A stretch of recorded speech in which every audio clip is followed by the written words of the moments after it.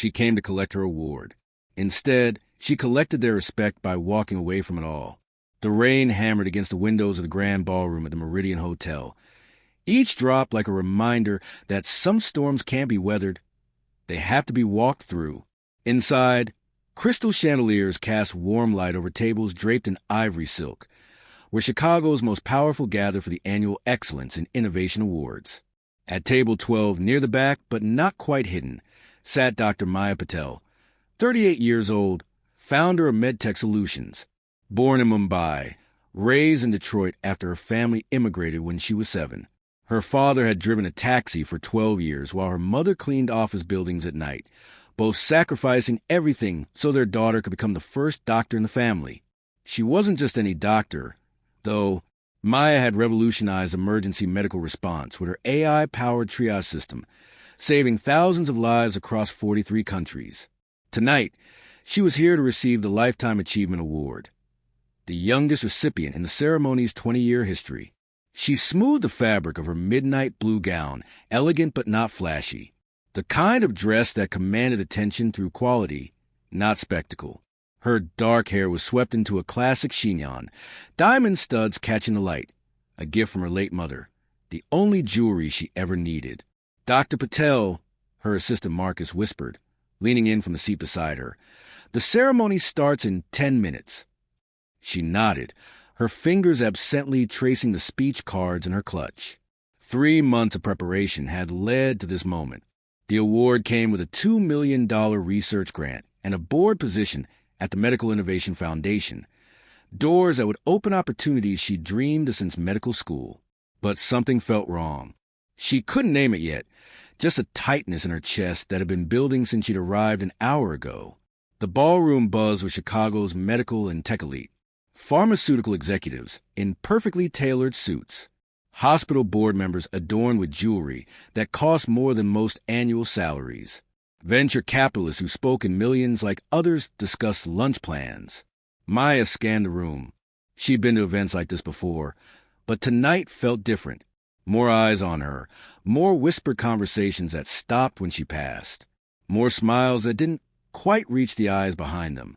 "Maya," a booming voice cut through the ambient noise. Dr. Harrison Webb, chairman of the foundation, approached with arms outstretched, 60-something, silver-haired, with the kind of confidence that came from never being told no. "Our woman of the hour." She stood to greet him. "Dr. Webb, thank you for this incredible honor." "Harrison, please. We're colleagues now." He clasped her hand in both of his, holding it longer than necessary. "You know, when we first heard about your work in those overseas clinics, we knew we had to recognize innovation that comes from authentic experience." Authentic experience. The phrase landed oddly, like a compliment wrapped around something else. Behind Harrison stood his wife, Patricia, in a rose gold sequin gown that probably cost more than Maya's first car. Her smile was camera-ready, but her eyes appraised Maya like she was calculating something. "Dr. Patel," Patricia said, her voice honeyed with practiced charm. "What a lovely dress. Very appropriate." Maya felt Marcus shift beside her, but she maintained her composure. "Thank you, Mrs. Webb." "Please, Patricia, we're going to be seeing so much of each other now." She leaned in conspiratorially. "I hope you're prepared for all the attention this award brings.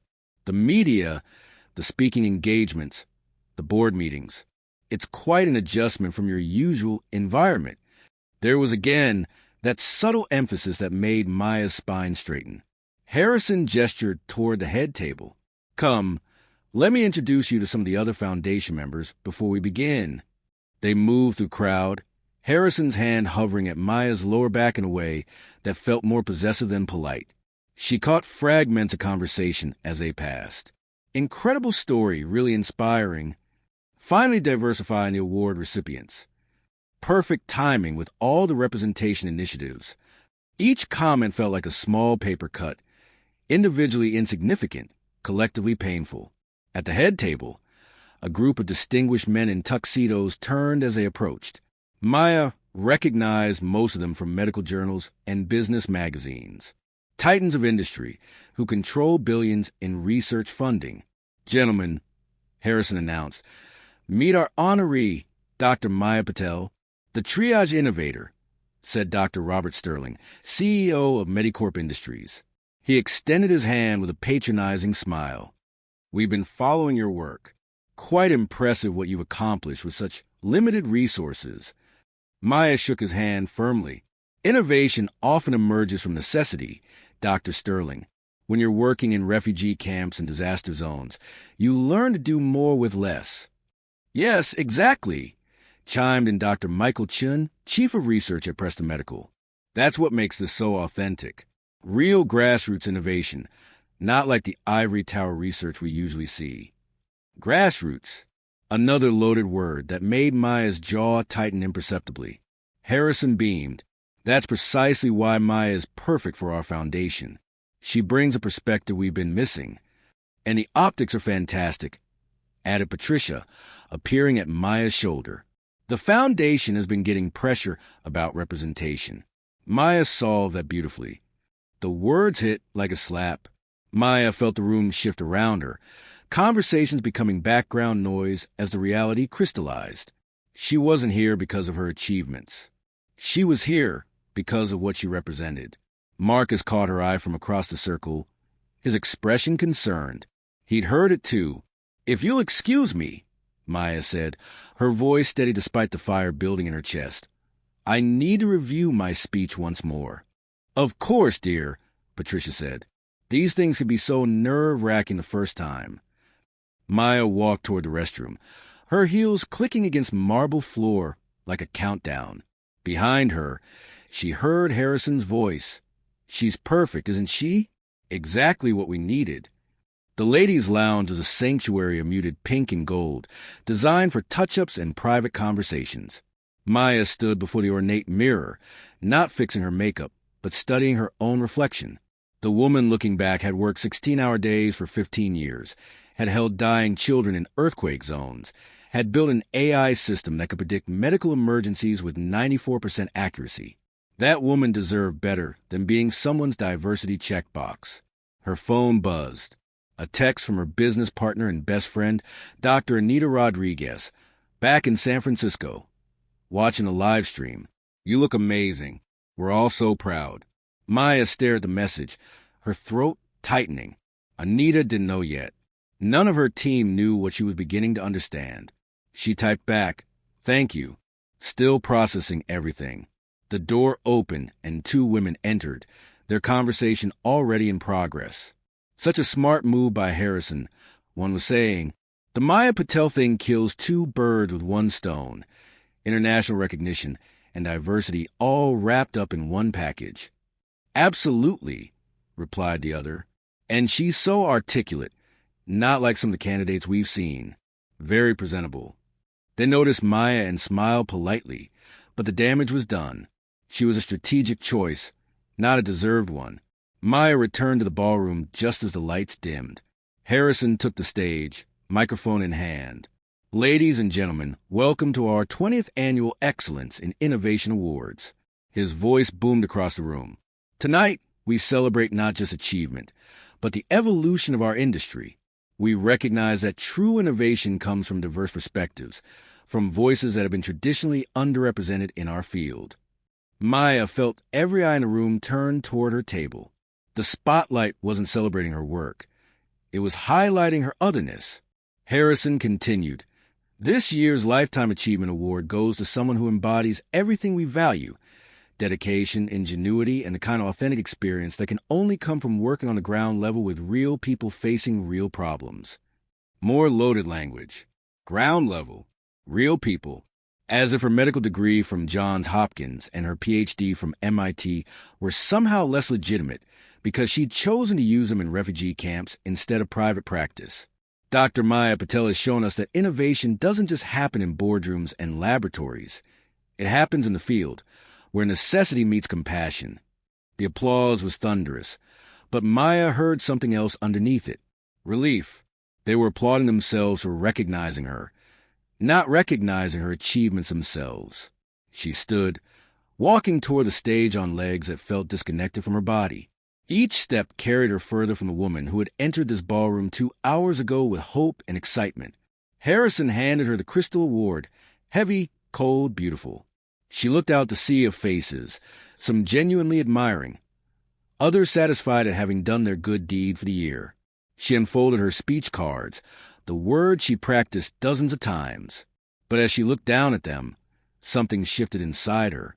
"Thank you," she began, her voice clear and strong.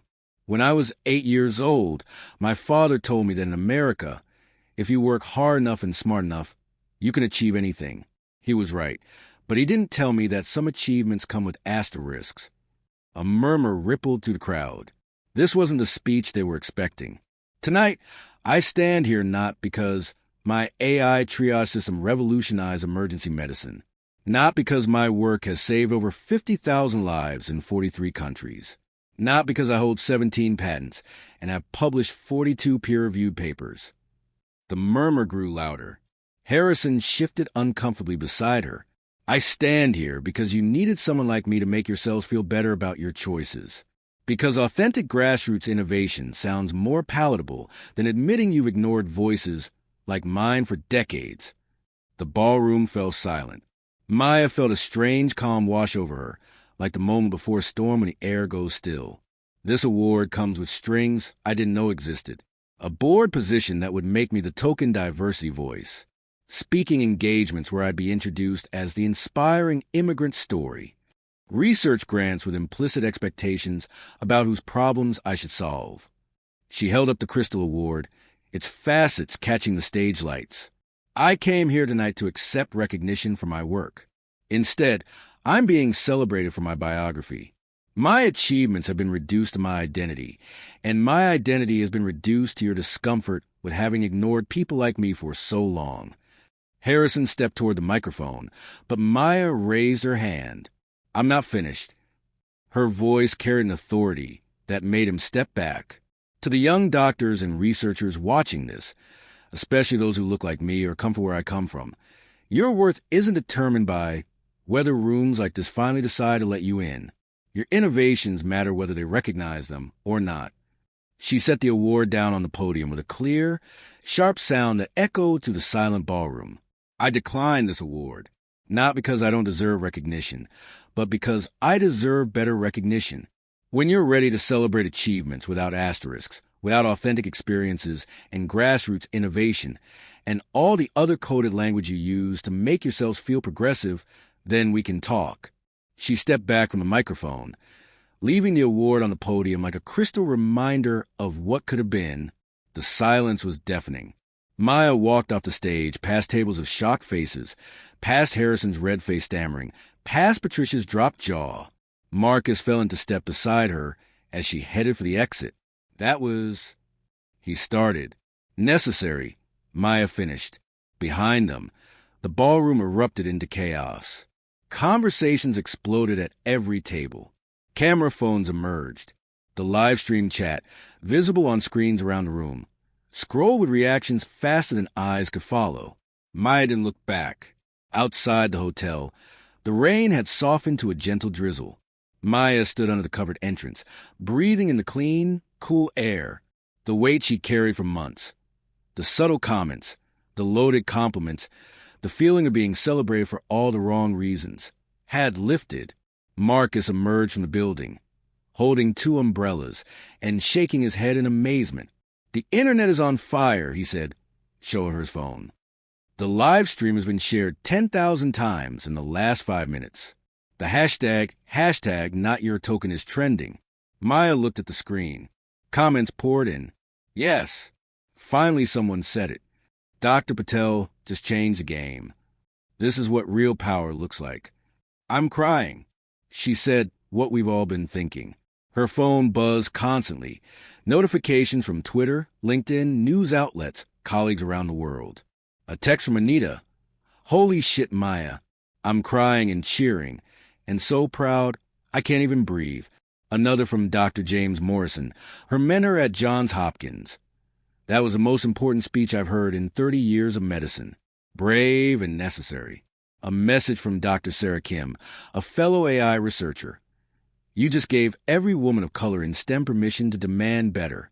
"Thank you." Marcus looked up from his phone. Dr. Webb is giving a statement to the press right now. Something about misunderstanding the intent and commitment to meaningful recognition. Maya almost smiled. Too little, too late. What happens now? Marcus asked. Maya considered the question as she watched Chicago's skyline shimmer through the rain. What happened now was the interesting part. She just walked away from a $2 million grant and a board position that could have opened doors across the industry. But she'd also just told the truth in front of thousands of people, and that truth was spreading faster than any award could have traveled. Now we go home, she said, and we build something better. The next 48 hours proved Maya right about the power of truth. Her speech went viral beyond the medical community, shared across social media platforms, featured on news programs, dissected in opinion pieces. But more importantly, it started conversations in boardrooms and universities, in hospitals and research facilities around the world. The hashtag #NotYourToken became a rallying cry for professionals who'd experienced similar tokenism. Stories poured out, accomplished individuals who'd been celebrated more for their identity than their achievements, who'd been invited to tables only to fill diversity quotas. At MedTech Solutions San Francisco headquarters, the atmosphere was electric. Maya walked into the office Monday morning to find her team wearing homemade T-shirts reading achievements without asterisks. She hadn't approved them, but she loved them anyway. "Boss," called out Dr. Jennifer Park, her head of research, "you need to see this." Jennifer's computer screen showed an inbox overflowing with messages. Partnership offers from organizations that had never heard of them a week ago. Speaking invitations from medical schools worldwide. Research collaboration requests from teams who wanted to work with them, not tokenize them. The European Medical AI Consortium wants to fund our refugee camp initiative. Jennifer continued. Full funding, no strings attached. They said your speech made them realize they've been approaching humanitarian technology all wrong. Dr. David Chun, their chief technology officer, looked up from his own screen. The UN Health Organization wants to discuss scaling our triage system globally. And get this, they specifically said they want to work under our operational model, not absorb us into theirs. Maya felt a smile building. That's different. Very different, Anita said, appearing in the doorway with coffee and a stack of newspapers. You made every major paper in the country. But the best part isn't the headlines. It's what's happened behind the scenes.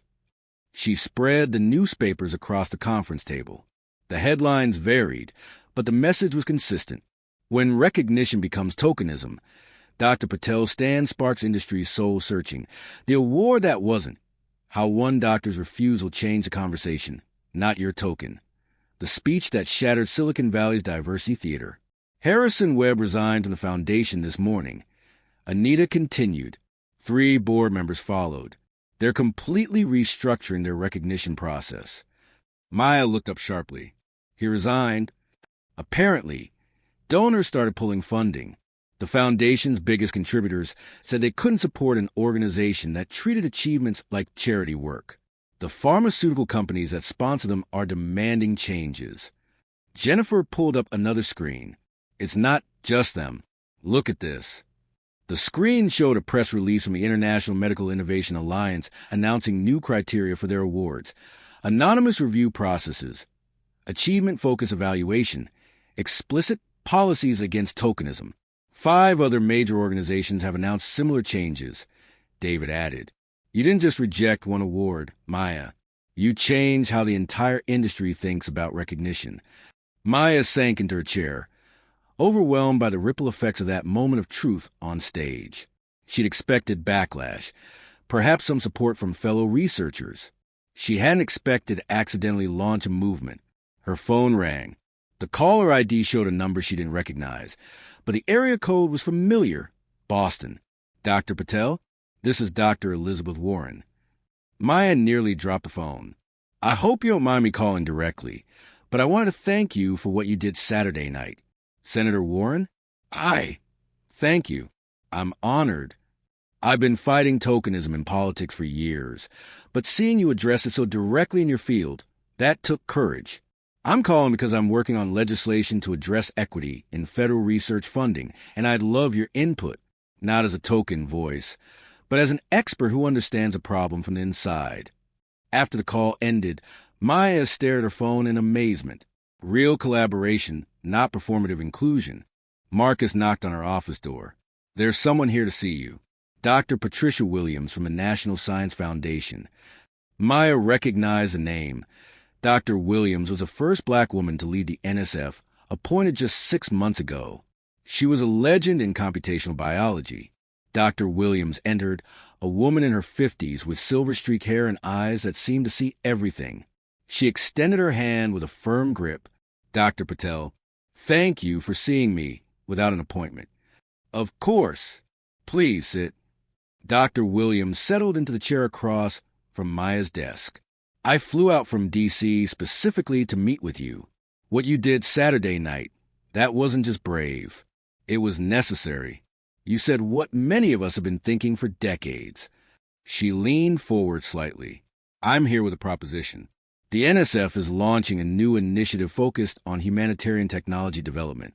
We want to fund projects that address global health crises, led by researchers who understand those crises intimately." Maya felt her pulse quicken. "That sounds incredible. It gets better.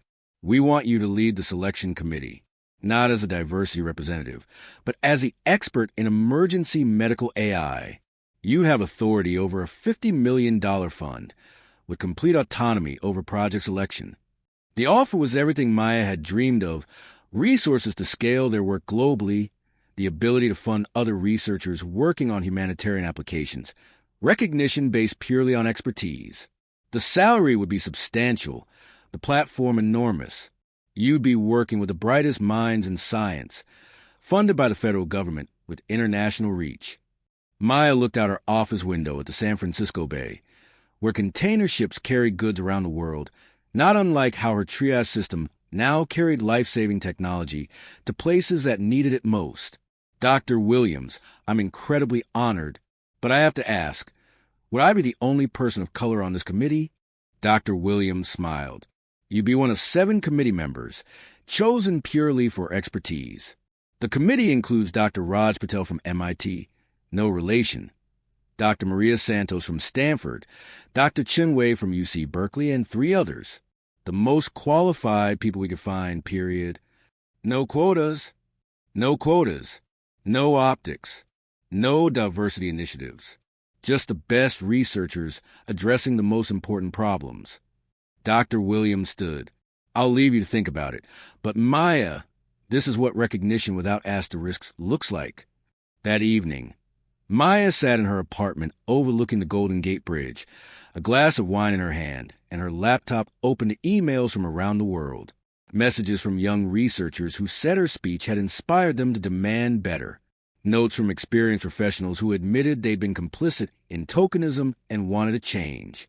One email particularly caught her attention, from Dr. Amara Okafor, a Nigerian physician working on malaria prevention. "Dr. Patel, your speech reached me in Lagos, where I've been struggling with similar issues. International health organizations love to fund my work because it fits their narrative about African innovation, but they never listen to my strategic recommendations. After seeing your speech, I've decided to start my own foundation. Would you be willing to advise? Not as a fellow person of color, but as someone who understands building technology for underserved populations." Maya typed back immediately, "Dr. Okafor, I'd be honored to help. Let's schedule a call to discuss your vision." Her phone buzzed with a text from her father in Detroit. "Beta, I saw your speech on the news. I am so proud. You did what I could never do. You demanded respect instead of asking for acceptance. Your mother would be proud too." Maya's eyes welled up. Her father had spent years accepting less than he deserved, grateful for any opportunity. She'd just shown a different path was possible. Another text, this one from an unknown number. "Dr. Patel, this is Dr. Sarah Kim from Harvard Medical. We've never met, but your speech changed my life.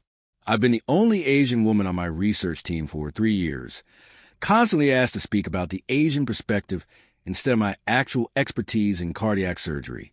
Today I told my department head I won't participate in any more diversity panels unless they also want my input on surgical innovation. He said yes immediately. Thank you for showing me that was an option. The messages kept coming. Researchers setting boundaries. Professionals demanding better treatment. Organizations changing their practices not because of pressure, but because Maya had shown them what authentic recognition looked like. She closed her laptop and walked to her window. The bridge glowed golden in the setting sun, its towers reaching toward a sky painted in shades of possibility. Her phone rang one more time. Anita's name appeared on the screen. "How are you feeling?" Anita asked without preamble. "Like I just watched the world shift a little," Maya said. "Good, because I have news. The Humanitarian Technology Consortium, the group that coordinates disaster response tech globally, they want to restructure their entire leadership model based on what you said. They're offering you the position of Chief Innovation Officer, with full authority over their technology development strategy." Maya smiled. "Let me guess. Not as a diversity hire?" "Not as a diversity hire. As the world's leading expert in emergency medical AI, who happens to have field experience they can't replicate." Maya looked at the bridge again, thinking about all the decisions that had led to this moment. The choice to work in refugee camps instead of private practice. The decision to build AI for the underserved instead of the wealthy. The courage to walk away from recognition that came with conditions. "Anita? Yeah, I think we're about to get very busy." 6 months later, Maya stood on a different stage. This one at the World Health Assembly in Geneva, addressing delegates from 194 countries. But this time, she wasn't receiving an award. She was presenting the results of her Humanitarian Technology Initiative, funded by organizations that valued her expertise over her story. The statistics she shared were staggering. Her triage system had been deployed in 27 new countries, saving an estimated 200,000 lives. The research consortium she'd helped establish had funded 43 projects led by doctors and engineers from around the world, all focused on solving healthcare challenges in underserved communities. "When we stop tokenizing innovation and start respecting expertise," she told the assembly, "we don't just change recognition, we change outcomes." The doctors and researchers I work with aren't inspiring stories. They're brilliant minds solving complex problems. The difference in how we see them determines the difference in what they can achieve. In the audience, she spotted faces from around the world, colleagues she'd met through her work, not through diversity initiatives. Dr. Okafor sat in the Nigerian delegation section, having just secured major funding for her malaria prevention work. Dr. Sarah Kim was there as part of the Harvard medical team, invited for her cardiac surgery innovations, not her identity. After her presentation, Maya walked through the halls of the World Health Organization, past flags representing every nation on Earth. Her phone buzzed with a text from Marcus, still her assistant, but now also director of operations for their expanded team. The live stream hit 2 million viewers. #achievements without asterisks is trending in 12 languages. Also, you have 17 interview requests and 43 partnership proposals waiting when you get back. Maya smiled and typed back. "Only 43? We must be slipping." She paused in front of a window overlooking Lake Geneva, where the late afternoon light painted the water gold. 6 months ago, she'd walked away from an award that would have made her a symbol. Instead, she'd become something more powerful, a catalyst. Her reflection in the window showed a woman who looked exactly the same as the one who'd stood on that Chicago stage, but everything else had changed. She wasn't anyone's token anymore. She wasn't anyone's inspiring story. She was Dr. Maya Patel, and her achievement stood without asterisks. The power had always been hers. She just needed to stop asking permission to use it. Your worth isn't determined by whether they finally decide to let you in. Your innovations matter whether they recognize them or not. When you're ready to be celebrated for your achievements instead of your biography, the world will be ready to listen. If this story resonates with you, share it with someone who needs to remember their value isn't negotiable. Demand recognition without conditions. And if you've ever been told to be grateful just to be considered, remember, you can always build something better than their table. Because sometimes the most powerful thing you could do is walk away from what they're willing to give you and demand what you actually deserve.